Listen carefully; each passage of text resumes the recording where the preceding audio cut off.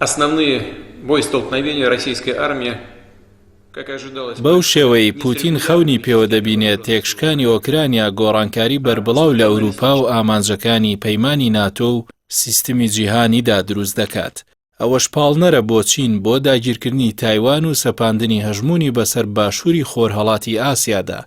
بەکردەوە جیهان دەکاتە سێ کوتلەی ئەمریکی و رووسی و چینی. ئاکامەکەش یاژاوەیەکی نوێ لە جیهاندا بەرپا دەبێت و هەر ناوچەیەک بۆ خۆگونجاندنی لەگەڵ کەتواری نوێدا تووشی دژواری و جەنگ و ئاژاوە دەبێتەوە. ڕۆبرت کاغانی نووسەری ناوداری واشنتۆن پۆست لە وتارێکدا ئاماژە بەو استراتیژەی پوتین دەکات و دەڵێت ئەگەر رووسیا لە ئۆپراسیۆنەکەیدا لە ئۆکرانیا سەرکەوتوو بێت ئەو کاتە لە خۆراوای ئۆکرانیا و بیلاڕووسیادا بنکەی وشکانی و ئاسمانی و موشەکی دادەنێت بەوەش دەتوانێت بە درێژایی 650 میل لە خۆرهەڵاتی پۆڵندا هێز جێگیر بکات.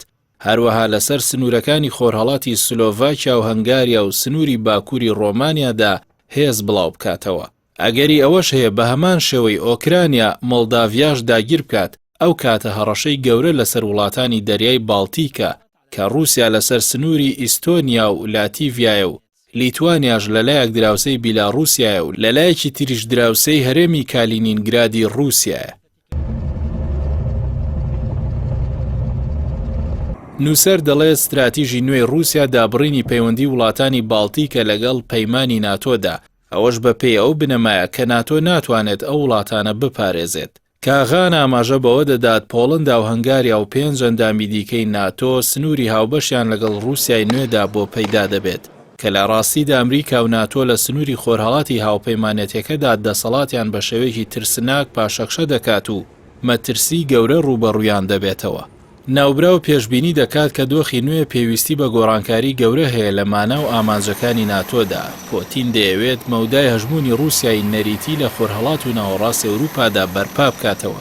ئەوەش بەو مانایی کە ناتۆ چیتر لەسەر زەوی پەیمانی وارشۆی جاراندا هێزی نەمێنێت واتە وڵاتانی کە دراوسەی رووسیان بە بێلایەن بمێننەوە. بەوەش دەیەوێت بنەمایەکی ئاسایشی نوێ بۆ ئەوروپا دامەزرێنێت کە لەگەڵ هەژمونی ئێستای مۆسکۆدا بگونجێت.